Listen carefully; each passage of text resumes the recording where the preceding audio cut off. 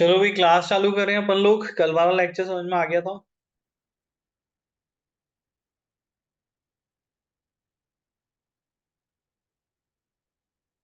आवाज आ रही भी मेरी आप लोगों को? Yes sir. हम्म। सिमरन बेटा वॉइस आ रही है?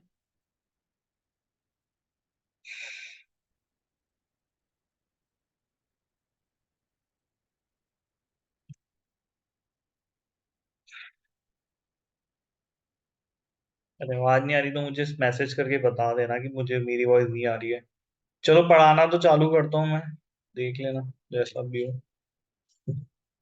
एक्सटर्नल ऑडिट एंगेजमेंट पढ़ना है आज हमको यहाँ पे। ठीक है, कल हमने कुछ बेसिक चीजें कंप्लीट कर ली थी, जैसे इंश्योरेंस एंगेजमेंट का मतलब क्या होता है, ऑडिट का पर्पस क्या है, क्यों ऑडिट करी जाती है। ठीक है। और टाइप कितनी तरह की ऑडिट्स हो सकती हैं, श्योरिंग एंगेजमेंट्स कितने तरीके के हो सकते हैं, कल ये कुछ बेसिक चीजें हम लोगों ने पढ़ ली थी। ठीक है। तो उसी के कंटिन्यूएशन में हम लोगों को आगे पढ़ना है यहाँ पे। तो अब एक टॉपिक है एक्सटर्नल ऑडिट एंगेजमेंट करके। देखो अब जो पूरा अपना फोकस है वैसे इसी चीज के ऊपर है। इस चैप्टर में हम सिर्फ एक्सटर्नल ऑडिट एंगेजमेंट के बारे में बात करेंगे। एक्सटर्नल ऑडिट का मतलब क्या हो गया भाई? ऑडिट वो ऑडिट जो कि एक्सटर्नली बाहर के लोगों से करवाई जाए। ठीक है, जो पर्सन आपके बिजनेस का पर्सन नहीं हो, जो बाहर का पर्सन हो, वो जब ऑडिट करेगा तो उसको एक्सटर्नल ऑडिट कंसीडर हम लोग करते हैं। ठीक है।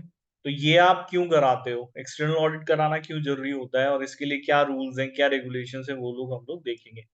ठीक है, तो इन्होंने यहाँ पे एक वर्ड यहाँ पे आईएसए यूज किया है। ठीक है, वो हम लोग देख लेते हैं उसका मतलब क्या है। तो आपने जैसे एएस के बारे में पढ़ा होगा, अकाउंटिंग स्टैंडर्ड्स पढ़ा है। अकाउंटिंग स्टैंडर्ड्स के बारे में आप लोगों ने, जो भी आप अकाउंटिंग करते हो कैसे करते हो, अकाउंटिंग स्टैंडर्ड्स के बेसिस पे करते हैं। यस और नो? Yes sir. ठीक यस है, सर। तो सिमिलरली हम लोग जब ऑडिट करते हैं तो ऑडिट के लिए हमारे पास स्टैंडर्ड्स ऑफ ऑडिट होते हैं। आईएसए का मतलब हो गया इंटरनेशनल स्टैंडर्ड्स ऑफ ऑडिट। यही स्टैंडर्ड्स हमको पूरे सिलेबस में पढ़ने हैं कि भाई ये स्टैंडर्ड्स क्या कहते हैं। तो जो भी आप ऑडिट करोगे वो ऑडिट हम लोग as per international standards of audits करेंगे। इसकी सीरीज है, जैसे आपकी ऑडिटिंग अकाउंटिंग स्टैंडर्ड्स की सीरीज है वैसे हमारे पास स्टैंडर्ड्स ऑफ ऑडिट की सीरीज है। तो आईएसए 200 से सीरीज हमारी चालू हुई है। आईएसए 200 कह रहा है कि भाई किसी भी एक्सटर्नल ऑडिट का करवाने के पीछे पर्पस क्या है, जो ऑडिटर काम ऑडिट करेगा उसका ऑब्जेक्टिव क्या होगा इस ऑडिट को लेकर के। तो overall objective of the independent auditor and the conduct of an audit in accordance with the international standards on auditing states the purpose of external audit engagement is to enhance the degree of confidence of intended user in the financial statement। ठीक है, ये बात already हम लोग previously discuss कर चुके हैं। तो ये हमारा जो आईएसए 200 है वो कह रहा है कि ओवरऑल जो ऑडिट करने का हमारा पर्पस है वो ये पर्पस है एक्सटर्नल ऑडिट करवाने का कि भाई हम लोग इंटेंडेड यूजर्स का फाइनेंशियल स्टेटमेंट में जो कॉन्फिडेंस लेवल है, जो डिग्री ऑफ कॉन्फिडेंस है उसको हम बढ़ा पाए। ये हम लोग वेरी फर्स्ट उसमें डिस्कशन कर लिया था, डेफिनेशन में कर लिया था डिस्कशन कल अपन ने, जो अपन ने पढ़ी थी डेफिनेशन। Yes sir. ठीक है, तो सिमिलर बात आईएसए 200 भी कह रहा है। ठीक है। अब ऑडिटर का क्या ऑब्जेक्टिव होता है ऑडिट करने का, एक्सटर्नल ऑडिटर का क्या ऑब्जेक्टिव है, क्या उद्देश्य है यहाँ पे ऑडिट करने का, तो उसका एक पर्पस आईएसए 200 मेंशन्ड है क्लियरली। वो कह रहे हैं कि भाई this is achieve by the auditor expressing an opinion. अच्छा, ऑडिटर कैसे ही अचीव करेगा ना, डिग्री ऑफ कॉन्फिडेंस कैसे बढ़ेगा इंटेंडेड यूजर्स का फाइनेंस। तो दिस इज, तो वो अपना ओपिनियन देगा यहाँ पे। ठीक है, कि भाई फाइनेंशियल स्टेटमेंट्स देखो, अल्टीमेटली आपकी ऑडिट खत्म कहाँ होती है? आपकी ऑडिट खत्म होती है यहाँ पे आपका ओपिनियन एक्सप्रेस करने के साथ में। ठीक है, ऑडिट स्टार्ट होती है और ऑडिट एंड होगी। एंड स्टार्ट कैसे होगी वो हम देखेंगे, एंड कैसे होगी वो हम देखेंगे, इन बिटवीन क्या होगा वो हम देखेंगे।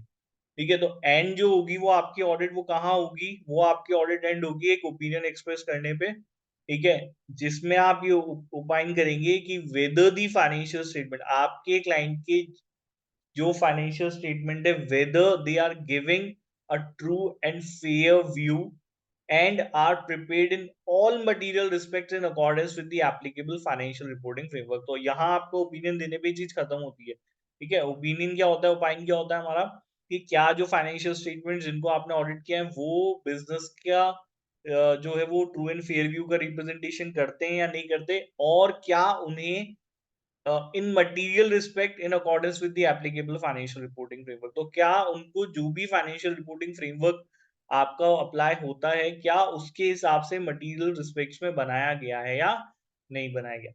तो ये आपका ओपिनियन जब आप देते हैं, इसके साथ आप अपनी ऑडिट को एंड करते हैं, यहाँ पे आपका खत्म होता है।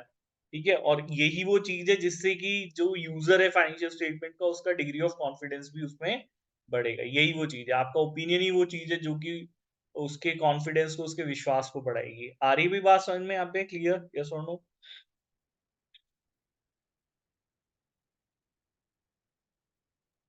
Yes sir. ठीक है, नेक्स्ट हम लोग देख लेते हैं financial reporting framework to be applied will vary from country to country. अब देखो, सबसे इंपॉर्टेंट चीज है फाइनेंशियल रिपोर्टिंग फ्रेमवर्क को समझना।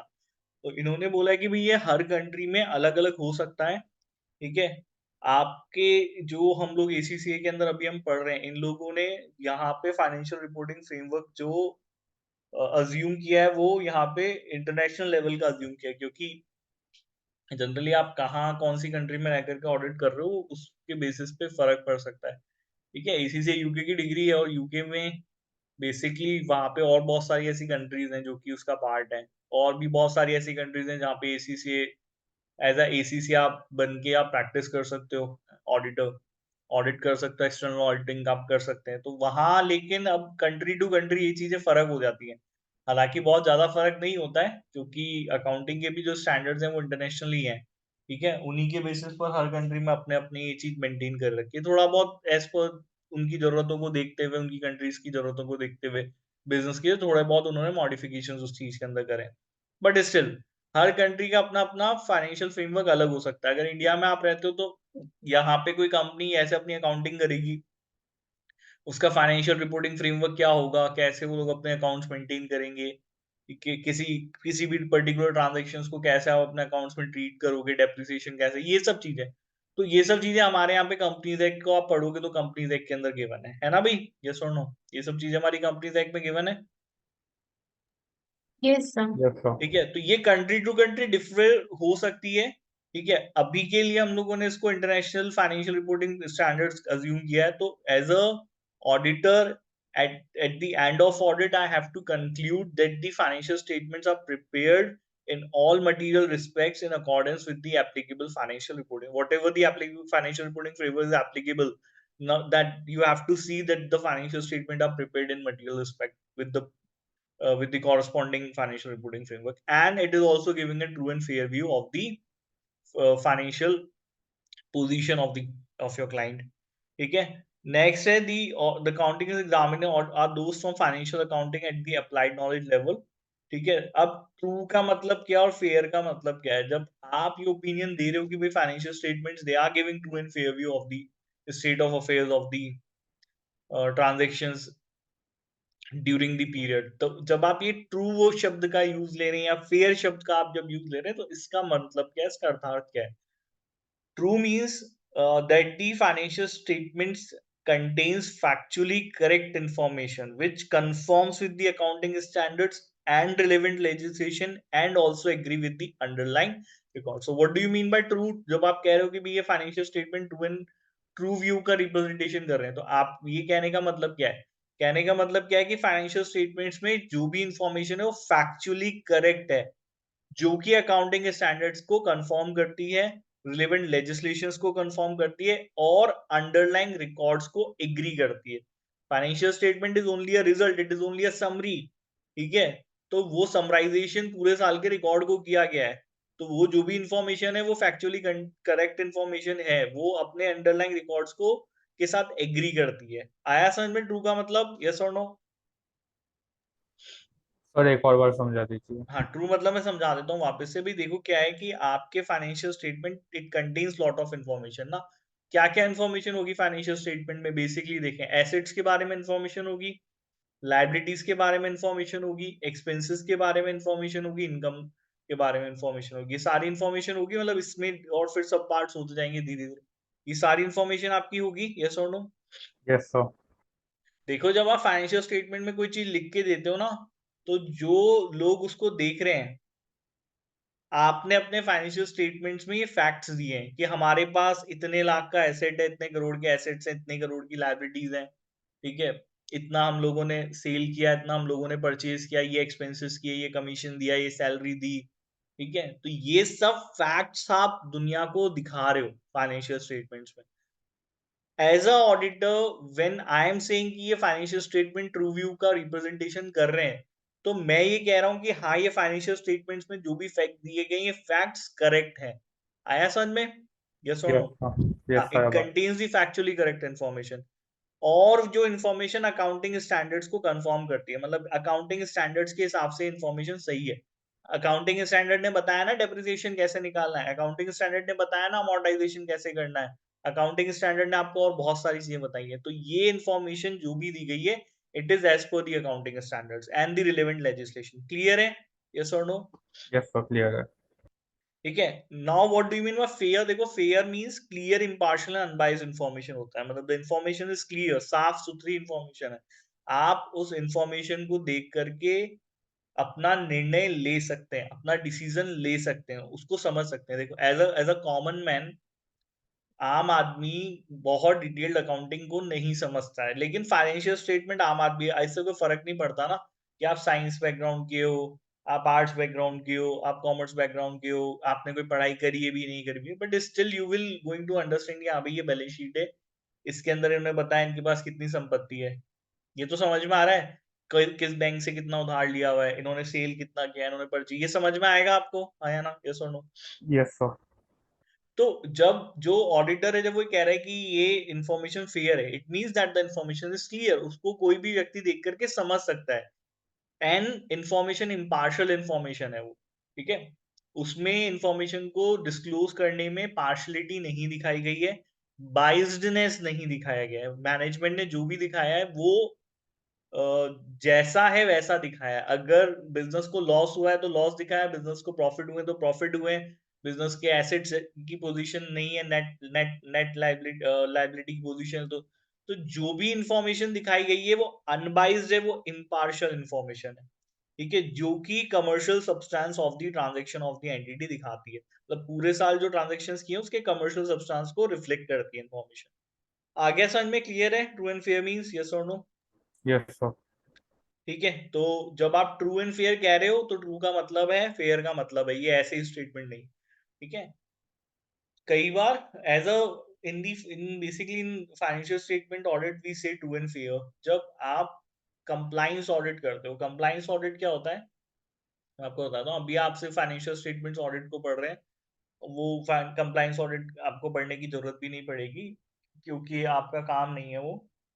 तो कंपनी सेक्रेटरीज जो होते हैं, सीएस के बारे में जानते हो? सुना है इस कंपनी सेक्रेटरीज के बारे में? Yes sir. Yes sir. तो वो ऑडिट उन लोगों को करनी होती है, ठीक है। वो बेसिकली लीगल कंप्लाइंस की ऑडिट होती है। कंप्लाइंस में होता है पालन करना, पालना करना, ठीक है। कानून बनाया, उसका पालन करना पड़ेगा। तो कोई बिजनेस अपने उसके लिए बनाए गए लॉज एंड रेगुलेशंस की कंप्लाइंस कर रहा है नहीं कर रहा, उस चीज की ऑडिट को कंप्लाइंस ऑडिट कहते हैं। आया समझ में कंप्लाइंस ऑडिट मींस?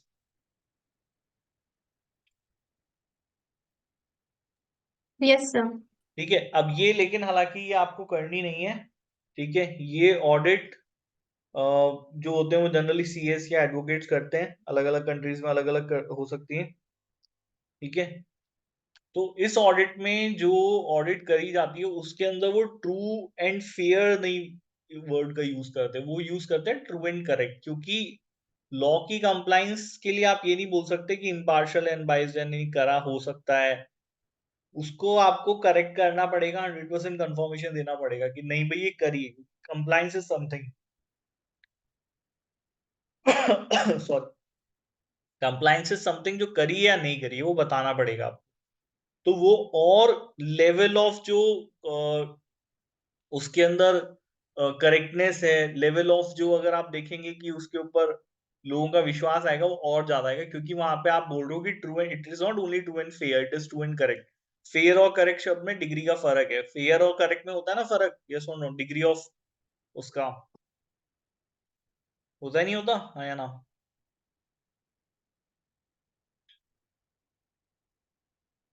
होता है फेयर और करेक्ट वर्ड में अंतर, डिफरेंस होता है फेयर और करेक्ट में,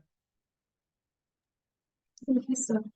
है ना। तो फेयर और करेक्ट वर्ड में फर्क होता है। जो कंप्लायंस ऑडिट करते हैं उनको जो ओपिनियन देना होता है वो ट्रू एंड करेक्ट का ओपिनियन देना होता है, जबकि जो फाइनेंशियल स्टेटमेंट्स के ऑडिट करते हैं वो ट्रू एंड फेयर का ही ओपिनियन देते हैं। इसलिए उन्होंने वर्ड यहाँ पे कमर्शियल सब्सटेंस लिखा है। कमर्शियल सब्सटेंस वर्ड का मतलब क्या हो गया? कमर्शियल, देखो, अगर ट्रांजेक्शन्स 1 करोड़ के हुए हैं and if the financial statements इस हद तक सही है कि भाई 96 लाख 97 लाख तक का वो सही दिखा रहे हैं, तो 1-2 लाख से किसी का कोई डिसीजन पे कोई इम्पैक्ट नहीं आएगा। आएगा क्या? अगर बैंक को लोन देना है तो वो 1 करोड़ पे भी दे देगा, 97 लाख पे भी दे देगा ना। हाँ या ना? यस और नो? Yes, sir. ठीक है, क्योंकि वो फाइनेंशियल स्टेटमेंट्स कमर्शियल सब्सटेंस जो है वो रिप्रेजेंट कर रहा है, वो एग्जिबिट कर रहा है। ठीक है, उससे कोई फर्क नहीं पड़ता ज्यादा लोगों को। ठीक है? अब अगर उसमें कुछ लाख रुपए की गलती है, 2-3 लाख रुपए की गलती है, तो उससे उससे कोई फर्क नहीं पड़ेगा, वो मटेरियल नहीं है, वो इमटेरियल चीज है। तो दैट्स वाई जब आप ऑडिट करते हो फाइनेंशियल स्टेटमेंट्स की, you only reach up to the level जहां पे आपको चीजें फेयर दिख जाए, क्या ये फेयर है चीजें। कमर्शियल सब्सटेंस दिख रहा है, छोटी मोटी गलतियां माइट भी हो सकती है जो अनडिटेक्टेड रह गई हो, जो मुझे नहीं दिखी हो सकता है कहीं पे कुछ ऐसी गलतियां हैं जो कि फैक्चुअली इनकरेक्ट है, ये सब चीजें, तो उससे कोई फर्क यहाँ पे यूजर के डिसीजन पे नहीं पड़ने वाला, है ना। तो दैट्स वाई, इसलिए हम लोग कभी भी जब ऑडिट में ओपिनियन देते हैं फाइनली, तो वो सिर्फ ट्रू एंड फेयर का ही ओपिनियन देते हैं, because it is not even required कि आप करेक्ट दें, और वो पॉसिबल भी नहीं है। वो क्यों पॉसिबल नहीं है, वो लेटर ऑन इसी चैप्टर में हम लोग एंड में पढ़ेंगे। आया समझ में? क्लियर है यहाँ तक? यस और नो? Yes, sir. ठीक है, तो you only have to see the commercial substance in the audit, बाकी छोटी मोटी चीजों पे ज्यादा ध्यान नहीं दिया जाता। ठीक है, ISA 200 हमारे जो ऑब्जेक्टिव्स हैं उसको इस तरीके से बताता है कि भाई as a auditor what are the objectives in doing the audit, external audit. So you have to obtain the reasonable assurance whether the financial statements as a whole are free from material misstatement, whether due to fraud or error. So you only have to obtain reasonable assurance about that the financial statements are free from material misstatement, only those misstatement that are material। ठीक है, that is important. उस तरह की गलतियां नहीं है, छोटी गलतियां हो सकती हैं जो अनडिटेक्टेड रह जाएं, ठीक है, लेकिन ऐसी गलतियां नहीं है जो कि मटेरियल है, जो कि what is material? Material means होता है कि जिसको देख करके यूजर का डिसीजन चेंज हो जाएगा। अब मान लो ये चीज मटेरियल है या नहीं है। 10 रुपए का प्रॉफिट हुआ कंपनी को, मैं बोल रहा हूँ 10 रुपए का प्रॉफिट हुआ कंपनी को, लेकिन अगर ऑडिट करा और ऑडिट में पता लगा कि 10 रुपए का प्रॉफिट भी नहीं है कंपनी को, और वो उस एडजस्टमेंट की वजह से company, now the financial statement are showing loss, वो अमाउंट बहुत छोटा है, लेकिन प्रॉफिट से पोजीशन तो लॉस में कन्वर्ट हो गई, है ना। इवन अमाउंट बहुत छोटा है लेकिन लॉस में कन्वर्ट हो जाएगी ना पोजीशन, यस और नो? Yes sir. तो even this transaction is material, क्योंकि कोई अगर देखेगा इन फाइनेंशियल स्टेटमेंट को जो कह रहा है कि अच्छा प्रॉफिट है, कम है, तो क्या हो गया, लेकिन जब वही पर्सन उसको देखेगा कि अरे इनकी कंपनी तो लॉसेस में है, तो माइट भी उसका डिसीजन चेंज हो जाए, कंपनी से वो नहीं जुड़े, कंपनी से अपना पैसा निकाल ले, कुछ भी हो सकता है। ठीक है, तो वो चीज इट बिकम्स मटीरियल। अंबानी जी को कोई फर्क नहीं पड़ता कि स्टेशनरी के बिल में घपला हो, ठीक है, फर्क पड़ेगा क्या, ये बताओ? हाँ या ना? No sir. पड़ेगा इस चीज से फर्क? जल्दी No, बताओ, sir. सोचो, नहीं पड़ेगा ना? हाँ या ना? यस और no? No sir.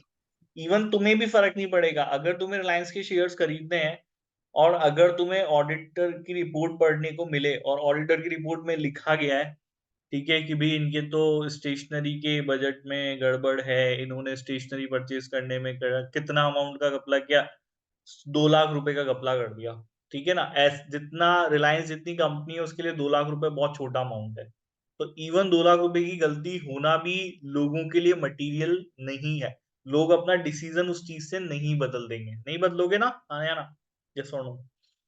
Yes, sir. नहीं बदलेंगे. नहीं बदलेंगे। आपको, आप अगर उसके साथ जुड़ना चाहते हैं, आप उसमें इन्वेस्ट करना चाहते हैं, आप उसमें लोन देना चाहते हैं, छोटी मोटी जो भी चीजें हैं, तो आप वो डिसीजन लेंगे।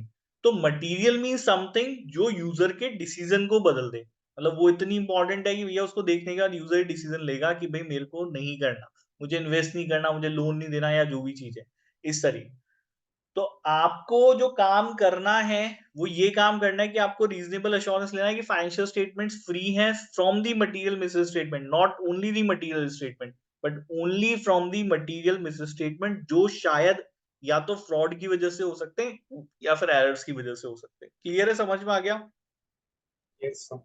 ठीक है, and you have to express an opinion कि फाइनेंशियल स्टेटमेंट्स फ्री हैं in are prepared in all material in accordance with the applicable financial reporting framework.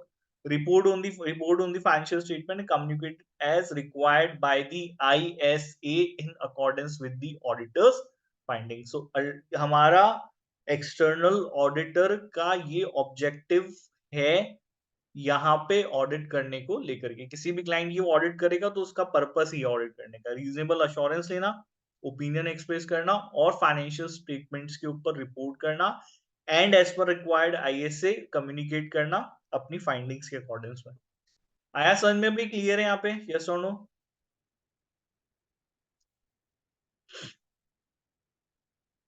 आ गया समझ में? यस और नो? आगे पढ़े इसको। Yes, sir. नेक्स्ट हमारा नीड फॉर एक्स्ट्रा। अब आपको एक्सटर्नल ऑडिट की क्यों कराने की जरूरत है? ठीक है, ये इसलिए जरूरत है ना, वैसे तो कल ये डिस्कशन मैंने कर लिया। ये क्यों जरूरत है? क्योंकि स्पेशली कंपनीज के अंदर ऐसे लोग होते हैं जो कि पैसा देते हैं कंपनी को लेकिन बिजनेस में पार्टिसिपेट नहीं करते। All share holder do not participate in the management of the company. ये चीज पढ़ी होगी आपने, कहाँ पढ़ी है ये चीज? सभी शेयर होल्डर्स मैनेजमेंट में पार्टिसिपेट नहीं करते हैं, डे टू डे रनिंग को बिजनेस में पार्टिसिपेट नहीं करते हैं।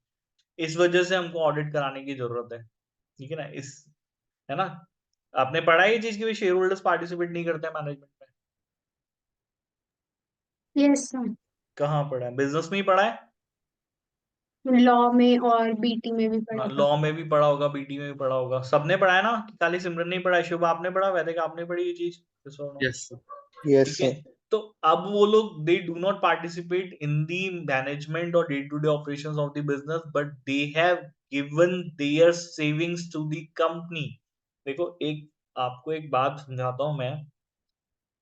जब आप कॉमर्स के स्टूडेंट हो और जब हम पढ़ाई कर रहे हैं ऑडिट की तो या अकाउंट्स पढ़ रहे हैं तो हमें दुनियादारी समझ में आनी चाहिए। ठीक है, इस दुनिया में क्या हो रहा है वो हमको समझ में आना चाहिए। ठीक है, हमें समझ में आना चाहिए इकोनॉमी कैसे काम कर रही है। तो हमारी इकोनॉमी काम कैसे कर रही है? मेजरली बिजनेसेस के पास पैसा कहाँ से आता है? ठीक है, हम लोगों के पास से आता है, हम आम लोग क्योंकि जेब से वो पैसा वहां जा रहा है। कैसे जा रहा है वो पैसा? Through various modes they are. आप LIC करा लो, आप अपनी गाड़ी का इंश्योरेंस करा रहे हो, ठीक है, आप टैक्स पे कर रहे हैं, आप बैंकों को बैंक के पास अपना पैसा जमा करा रहे हैं। करा रहे हो? बैंक में पैसा जमा कराते हो? यस और नो?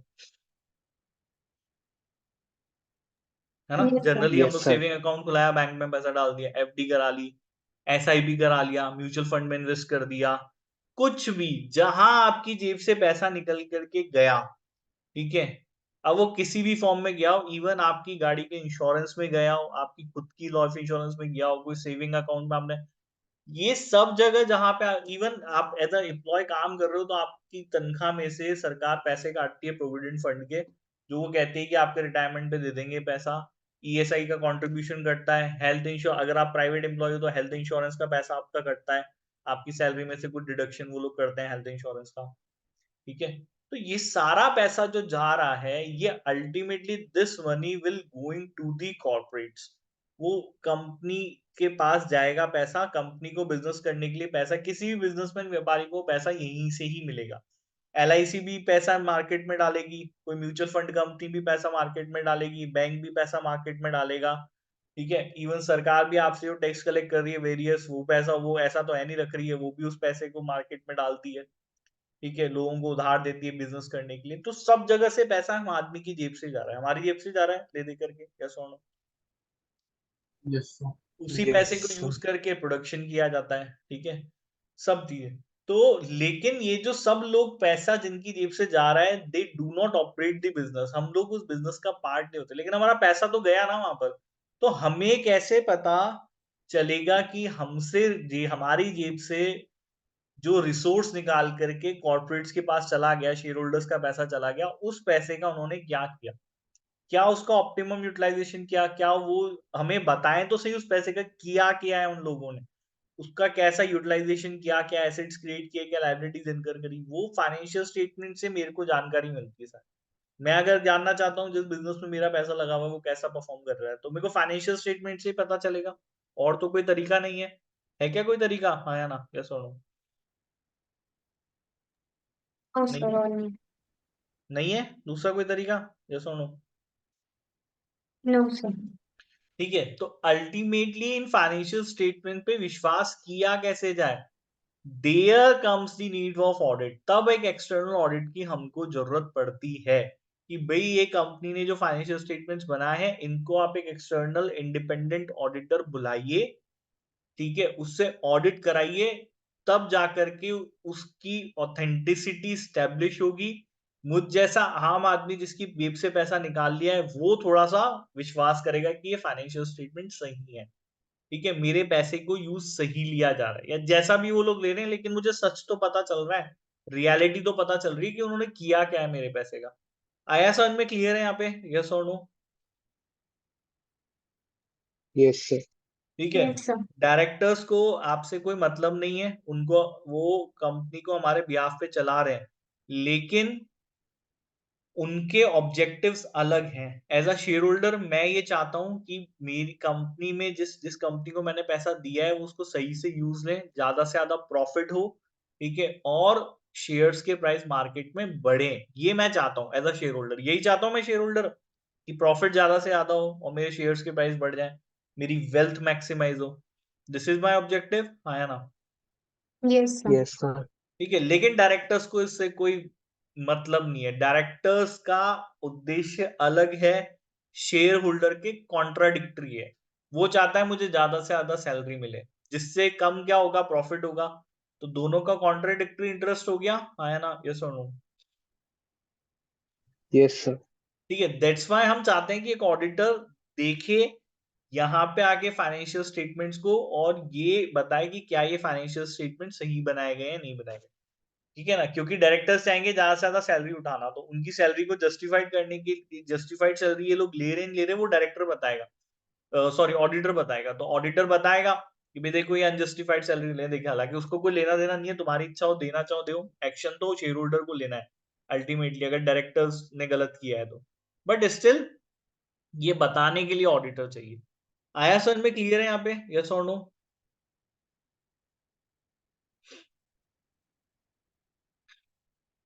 आगे हुए समझ में आया ना? यस और no? Yes sir. Yes, sir. ठीक है, तो मैंने जो बातें बोली वो सब नीचे लिखी हुई है, तो डायरेक्टर्स का काम है फाइनेंशियल स्टेटमेंट को प्रिपेयर करना, और उन्हीं डायरेक्टर्स के पास बहुत सारे इंसेंटिव्स हैं कि वो मैनिपुलेट करें फाइनेंशियल स्टेटमेंट को, अपनी सैलरी को बढ़ाने के लिए वो मैनिपुलेट करें, ठीक है, अपने बेनिफिट्स को बढ़ाने के लिए वो मैनिपुलेट करें, ठीक है, इसलिए हमें उनको रिव्यू कराने की जरूरत है बाय एन इंडिपेंडेंट पर्सन, जिससे कि ये पता चले कि फाइनेंशियल स्टेटमेंट एक्चुअल में ट्रू एंड फेयर व्यू का एग्जीबिशन कर रहे हैं या नहीं कर रहे हैं। आगे समझ में क्लियर है यहाँ पे? यस और नो?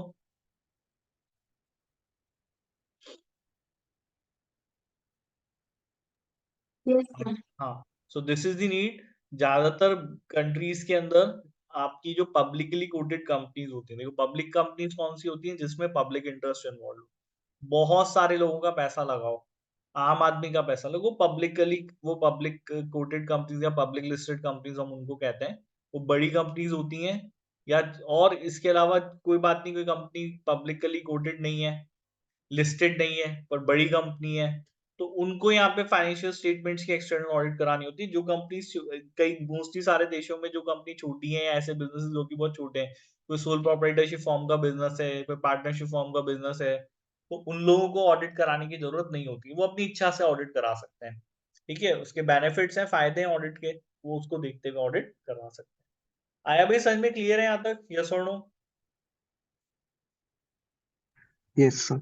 फायदा क्या क्या होने वाला है ऑडिट कराने से? इंफॉर्मेशन की क्वालिटी आपकी बढ़ जाएगी, हायर क्वालिटी इंफॉर्मेशन होगी, ज्यादा रिलायबल होगी, मार्केट में आपकी रेपुटेशन बढ़ेगी, ठीक है, independent scrutiny and verification may be valuable by the management. तो देखो क्या होता है कि आप अपने बारे में अगर उन लोगों से जानना चाहोगे जो आपके करीबी लोग हैं, तो माइट भी वो आपको सच नहीं बता पाए, नहीं बताएंगे ना जो हमारे करीबी लोग हैं। यस और नो?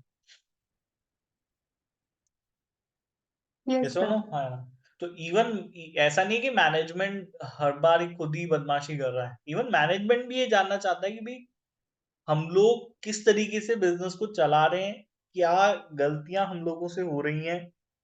तो वो चाहते हैं कि एक स्क्रूटनी उस चीज की हो, लेकिन उस काम को ऐसा व्यक्ति नहीं करे जो कि हमारे से जुड़ा हुआ हो, हमारे आसपास का व्यक्ति हो, क्योंकि वो हमारे लिए बाइस हो सकता है, वो हमारी बुराई नहीं करेगी। ऑफ कोर्स सी बात है, मुझसे पूछोगे मेरे बॉस के बारे में और मेरा बॉस मुझसे खुद से पूछे ये चीज कि यार क्या मैं अपने बिजनेस को सही से चला रहा हूँ क्या, तो मैं बोलूंगा हाँ सर चला रहे हो बहुत अच्छे से, आपसे अच्छा तो बिजनेस संभाल ही नहीं सकता, आप तो कितना बढ़िया काम करते हो, आप कितने मेहनती हो, यही बोलेगा। है ना? यस और नो? Yes sir. यही बोलोगे ना? आप यही बोलेंगे। क्यों? क्योंकि आप चाहते हो, आपके मन के अंदर लालच है और डर है, दोनों चीजें। आपको पता है अगर मैंने इसको बोल दिया अरे क्या फालतू आपको काम नहीं आता, तो एक तो मेरे को नौकरी लात मार के निकाल देगा, और निकालेगा नहीं निकालेगा, कभी इनको प्रमोट नहीं होगा, मेरी सैलरी और बढ़ जाएगी। तो आपके अंदर लालच, आप चाहते हो मेरी नौकरी बनी रहे, ठीक है? तो you will never going to give a independent opinion to the management. तो मैं, अगर आप कंपनी के अंदर के व्यक्ति हो, ये आप नहीं कर सकते। अगर आप वहां पे नौकरी करते हो और आप ऑडिट करो, तो ये आप काम नहीं कर पाओगे, नहीं कर पाओगे ना। आपको डर है, अगर मैं खुद ही बोलूंगा ये कि भाई मैनेजमेंट अच्छे से काम नहीं कर रहा है, तो मुझे लात मार के बाहर निकाल देंगे मैनेजर से। यही होगा, है ना? तो सुनो, Yes, sir. Yes sir. लेकिन जो एक्सटर्नल ऑडिटर है उसको कोई फर्क नहीं पड़ता इस चीज से कि यहां पर मैनेजमेंट उसके बारे में क्या सोचता है, क्योंकि वो उसका क्लाइंट है, उसको फीस दे रहा है, उसको नौकरी पर तो रख नहीं लिया है। ठीक है, आप डॉक्टर के पास गए, उसको कोई फर्क नहीं पड़ता ना कि आप उसके बारे में क्या सोचते हो। वो आप बीमारी दिखाने आए हो, वो बीमारी देखेगा, दवाई देगा, जो दवाई बीमारी है वो बता देगा। तो जब एक्सटर्नल व्यक्ति आएगा, इंडिपेंडेंट व्यक्ति आएगा, जो मैनेजमेंट से डरेगा नहीं, जो मैनेजमेंट से इंडिपेंडेंट है, आजाद है, अनबाइज्ड है, इम्पार्शियल है, वो व्यक्ति जब यहाँ पे ऑडिट करेगा और स्क्रूटनी करेगा, चीजों की वेरिफिकेशन करेगा, वो इवन मैनेजमेंट के लिए भी वैल्यूबल, वो बोल देगा भाई तुम लोग नहीं कर रहे हो काम ढंग से ना, ये सुधार लो। वो मैनेजमेंट के लिए वैल्यूएबल ओपिनियन है। आया समझ में? क्लियर है यहाँ पे? यस और no? Yes, yes sir. Sir. ठीक है, तो आपको ऑडिट से क्या फायदा होने वाला है? आपको क्वालिटी ऑफ इंफॉर्मेशन हायर मिलेगी, जो through the external audit independent scrutiny होती है, वेरिफिकेशन होता है, it is valuable to the management. इससे management bias, fraud and errors के रिस्क रिड्यूस हो जाते हैं। ठीक है, एंड क्रेडिबिलिटी फाइनेंशियल स्टेटमेंट्स की बढ़ जाती है ना, उन पे लोग विश्वास करने लगते हैं। और अगर आपके इंटरनल कंट्रोल सिस्टम्स में कोई कमियां हैं, कोई डेफिशिएंसीज हैं, वो हाईलाइट हो जाती हैं, उनके अंदर सुधार किया जा सकता है। So these are the benefits of the audit. Clear है भाई? समझ में आ गया यहाँ तक? यस और नो? Yes sir. ठीक है, नाउ एक छोटा सा टॉपिक और कवर करेंगे आज, एक्सपेक्टेशन गैप। देखो, अब एक्सटर्नल ऑडिटर से जो उम्मीदें लगाई जा रही हैं वो बहुत गलत उम्मीदें आप लगा रहे हो। ठीक है, उसको हम लोग एक्सपेक्टेशन गैप कहते हैं। वो क्या है वो हम लोग देख लेते हैं फटाफट। ठीक है, एक्चुअली होता क्या है, एक सेकंड हो, एक मिनट रुकना, एक second.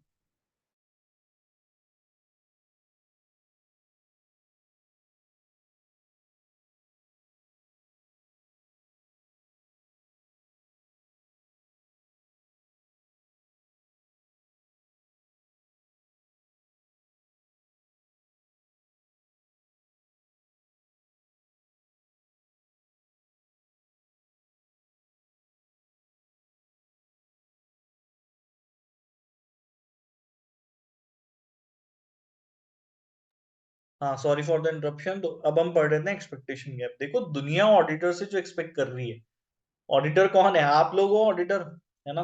You will going to become the auditor once you will clear your SCC exams and get your certificate of practice.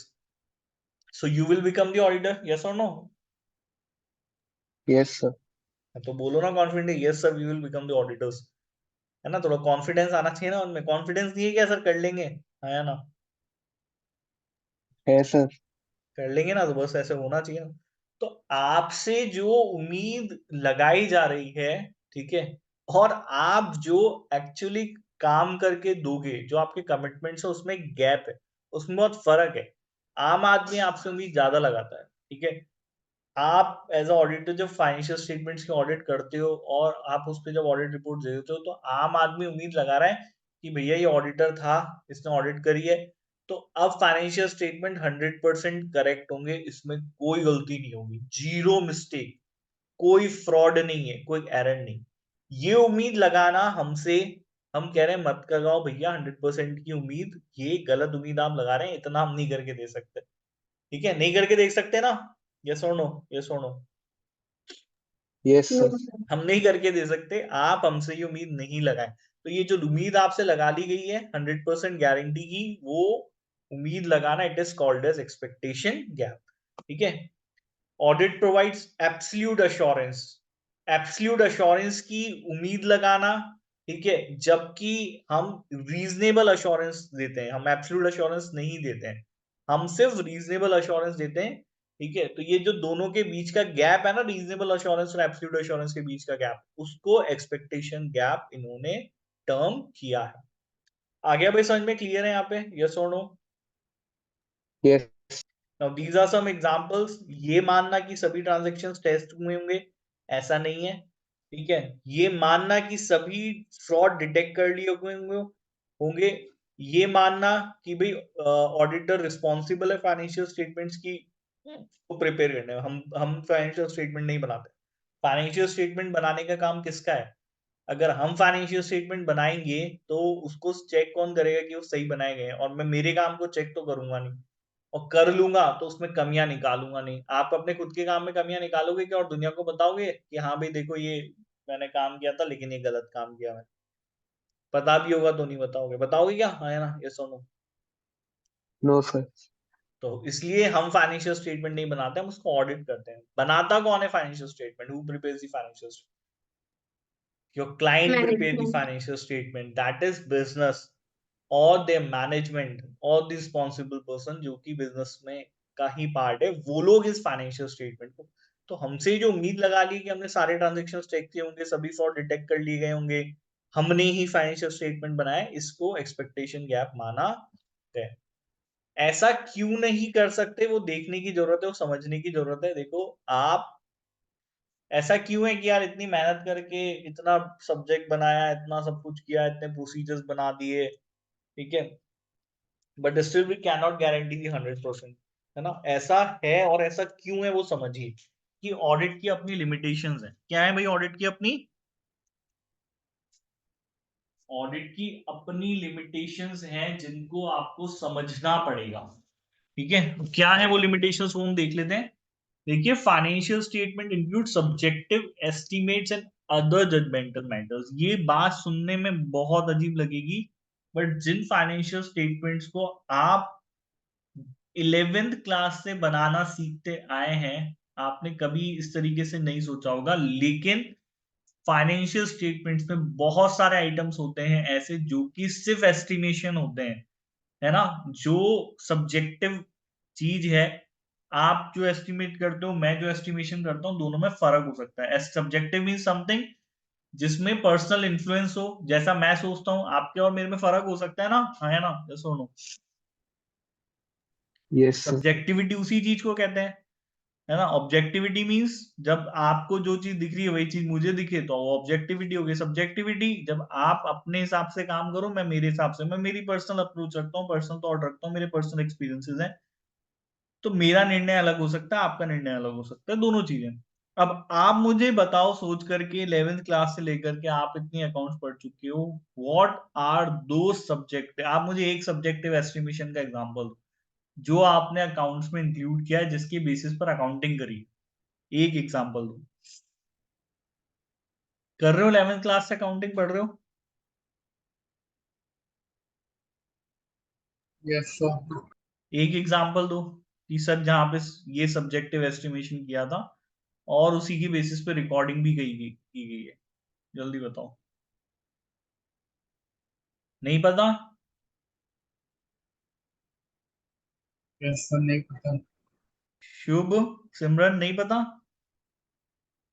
Sir sir provisions, fictitious assets वगैरह, फिक्शियस एसेट्स क्या होते हैं? फिक्शियस एसेट्स सर जैसे advertisement तो expenses वो वगैरह। Estimation थोड़ी ना है, वो तो सर किया है ना खर्चा प्रोविजंस, हमने। हाँ, क्या बोला सिमरन? प्रोविजंस। प्रोविजंस, ये सब्जेक्टिव एस्टिमेशन का एग्जांपल है। प्रोविजंस क्या होते हैं? आप ये उम्मीद करते हैं कि हमें इतना नुकसान हो जाएगा, ठीक है, हमने लोगों को उधार में गुड्स दिए, क्रेडिट पे गुड्स दिए, एंड 5% लोग ऐसे हैं जो मेरा उधार का पैसा नहीं चुकाएंगे। ये सिर्फ एस्टिमेशन है, ऐसा हुआ तो नहीं है, लेकिन आप भविष्य के लिए मान के चलते हो 5% लोग ऐसे हैं। यही है एस्टिमेशन, ही है, यस और नो? Yes sir. ठीक है, तो क्या ऑडिटर ऑडिट करके ये 100% गारंटी कर सकता है कि मैनेजमेंट ने जो एस्टिमेशन प्रोविजन एस्टिमेट किया है प्रोविजन वो 100% करेक्ट होगा? इतने ही लोग इसका पैसा नहीं देंगे। क्या इस चीज की 100% गारंटी आप दे सकते हो? No sir. नहीं दे सकते ना। This is limitation of audit, जिसकी वजह से मैं दुनिया को भी नहीं बोल सकता फाइनेंशियल स्टेटमेंट सही है, क्योंकि फाइनेंशियल स्टेटमेंट में ऐसी चीजें हैं जो कि सब्जेक्टिव एस्टिमेशन है। एक और एग्जांपल बताता हूं, डेप्रिसिएशन। डेप्रिसिएशन भी सब्जेक्टिव एस्टिमेशन ही है। कैसे है सर? डेप्रिसिएशन तो एक्चुअल एसेट की लाइफ पे रिकॉर्ड होता है। आपने अगर कोई कार खरीदी 10 लाख रुपए की, डेप्रिसिएशन कैसे निकालोगे? इसका कैसे निकालोगे? डेप्रिसिएशन कैसे निकलता है? How the depreciation is calculated? 10 lakh रुपए की गाड़ी खरीदी है बिजनेस में, इसका डेप्रिसिएशन कैसे निकालोगे? चलो बताओ। सिर्फ इतनी सी इंफॉर्मेशन है, बता दो। और कोई दूसरी इंफॉर्मेशन मेरे पास नहीं है तुम्हें देने के लिए। जितना एस्टिमेट लगाएंगे कि इतने साल चल जाएगा। तो दूसरा फैक्टर तो आपका एस्टिमेशन ही है, लाइफ। ये तो एस्टिमेशन ही है, हाँ या ना, यस और नो? Yes sir. तो सैन फी फॉर एग्जांपल 10 years, ठीक है। डेप्रिसिएशन हर साल का अगर स्ट्रेट लाइन मेथड पे निकालूंगा तो कितना हो जाएगा? हर साल का सर 1 लाख रुपए डेप्रिसिएशन हो जाएगा। आया समझ में? आया ना, यस और नो? Yes sir. हर साल मैं मेरे प्रॉफिट में से 1 लाख रुपए कम कर देता हूं, ये मान करके कि ये गाड़ी मुझे 10 साल तक ही बेनिफिट देगी, 10 साल बाद ये गाड़ी मुझे कोई बेनिफिट नहीं देगी, ये मेरे बिजनेस के लिए स्क्रैप हो जाएगी, और मैं 10 साल में उसकी पूरी वैल्यू को खत्म कर देता हूँ, जीरो कर देता हूं। अगर ये गाड़ी 11वें साल भी चल रही है, 12वें साल भी चल रही है, 13वें साल भी चल रही है, 14वें साल भी, इस इट मींस जो एस्टिमेशन किया गया वो गलत किया गया। गलत किया गया एस्टिमेशन, हाँ या ना, यस और नो? Yes sir. ठीक है। बल्कि अगर 15 साल वो गाड़ी चली तो होना ये चाहिए था कि मुझे उसकी लाइफ को, उसकी कॉस्ट को 15 साल में स्प्रेड करना चाहिए था, ना कि 10 साल में स्प्रेड। तो even the depreciation is based on a factor which is subjective in nature. आपके और मेरे दोनों के एस्टिमेट में फर्क हो सकता है। सेम गाड़ी हो सकता है मैं ये मानूं कि 15 साल में चलाऊंगा, आप ये मान लीजिए 10 साल चलाएंगे। तो फाइनेंशियल स्टेटमेंट्स के रिजल्ट वेराए होंगे आपके मेरे, इस मैटर से होंगे नहीं होंगे? प्रॉफिट्स कम हो जाएंगे ना यार, दोनों के अलग अलग तरीके से। Yes sir. तो क्या कोई ऑडिटर, क्या आप ये 100% गारंटी कर सकते हो कि ये जो लाइफ एस्टिमेशन मैनेजमेंट ने किया ये 100% करेक्ट किया है? कर सकते हैं ये बताइए? No sir. नहीं कर सकते। So this being the reason हम गारंटी नहीं कर सकते कि फाइनेंशियल स्टेटमेंट 100% करेक्ट है, क्योंकि उसके अंदर सब्जेक्टिव एस्टिमेशन, जजमेंटल मैटर्स होते हैं। इसके अलावा एक इंटरनल कंट्रोल टर्म है जो कि हमको आगे पढ़नी है, वो हम पढ़ाऊंगा, ठीक है। तो ऑडिटर जिसके ऊपर रिलाय करके ऑडिट करता है वो इंटरनल कंट्रोल्स के ऊपर रिलाय करके ऑडिट करता है, ठीक है। उस इंटरनल कंट्रोल की अपनी खुद की अपनी लिमिटेशन है। जो भी बहुत सारे केसेस में ओनली सोर्स ऑफ एविडेंस आपके पास जब वो मैनेज, कुछ चीजों के एविडेंस नहीं होते, कुछ चीजों के एविडेंस नहीं होते। इस चीज का क्या एविडेंस है कि ये गाड़ी 10 साल ही चलेगी? ये बताओ, क्या एविडेंस है इस बात का?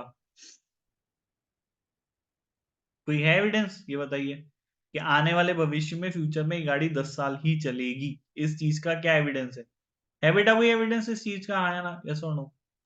No sir. नहीं है, तो इसके लिए ज्यादा से ज्यादा रिप्रेजेंटेशन मांगा जा सकता है, मतलब मैनेजमेंट से खुद से ये लेटर में मांगा जा सकता है कि आप लिख के दे दो कि आप ऐसा मानते हो। इन चीजों के एविडेंस नहीं है। एविडेंस पर्सुएसिव होते हैं, कंक्लूसिव नहीं होते। पर्सुएसिव और कंक्लूसिव एविडेंस में फर्क क्या होता है?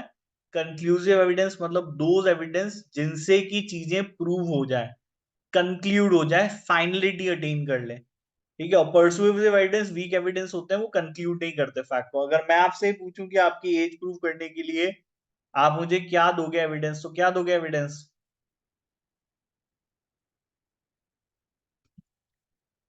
क्या दोगे एविडेंस, क्या दोगे आप मुझे? आपकी एज का मांगूंगा तो बर्थ सर्टिफिकेट। Birth certificate. तो आपके बर्थ सर्टिफिकेट से ये फैक्ट कंक्लूड हो गया कि आपकी एज क्या है, कंक्लूड हो गया ये, है ना। अब कोई झगड़ा नहीं है इस बात के ऊपर, कोई विवाद नहीं है, कुछ नहीं है ना, नहीं है। जैसा यस सर। लेकिन जब आप ऑडिट करोगे तो आपको क्लाइंट हर चीज के लिए इस तरीके के एविडेंस थोड़ी ना लाके दे पाएगा कि हाँ भी जिसको देख करके सब चीजें दिमाग में क्लियर हो जाएं, कोई विवाद ना रहे, कोई फैक्ट ना रहे। जो भी एविडेंस वो लाके देगा वो जनरली परसुएसिव होता है, ठीक है। जिनसे चीजें प्रूव नहीं होती हैं, जिनसे चीजें कंक्लूड नहीं होती है, सिर्फ और सिर्फ एक रीजनेबल अश्योरेंस मिल जाता है कि चीजें ठीक है, चीजें हुई हैं, लेकिन आपको गारंटी नहीं मिलेगी। आगे समझ में क्लियर है यहाँ पे, यस और नो? Yes, sir. ठीक है। और इसके अलावा आप सारे ट्रांजेक्शन्स एंड बैलेंसेस चेक नहीं करते, हम लोग सिर्फ सैम्पलिंग करते हैं। ये किया जाना पॉसिबल भी नहीं है। पूरे साल हजारों लाखों ट्रांजेक्शन हुए, उन ट्रांजेक्शन्स को एक एक ट्रांजेक्शन को हम चेक नहीं कर सकते, इट इज इम्पॉसिबल। तो हम लोग सैम्पलिंग का सहारा लेते हैं। 100 ट्रांजेक्शन अगर एक दिन में हुए तो 5 या 7 ट्रांजेक्शन चेक किए, बाकी सारे नहीं किए। तो these are all the limitations of audit, this being the reason you cannot give the absolute assurance to the users कि ये फाइनेंशियल स्टेटमेंट सही बने, ठीक है। आप सिर्फ रीजनेबल अश्योरेंस दे सकते हैं। आगे समझ में क्लियर है बेटा यहां तक, यस और नो?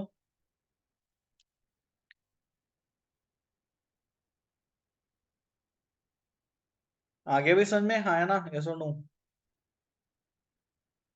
Yes, sir. क्लियर है आज का लेक्चर? कोई डाउट हो तो बता दो। नहीं है? सिमरन, शुभ, किसी को कोई डाउट नहीं, समझ में आया अच्छे से जो पढ़ाया? Yes sir. Yes, sir. चलो कल इसको पढ़ेंगे, कल ये चैप्टर लगभग खत्म हो जाएगा हमारा हमारा फिर मतलब day after tomorrow next chapter पढ़ना चालू करें। चलिए आज की क्लास में ही खत्म करते हैं। Bye, good night. Thank you sir. Thank you, sir. Welcome.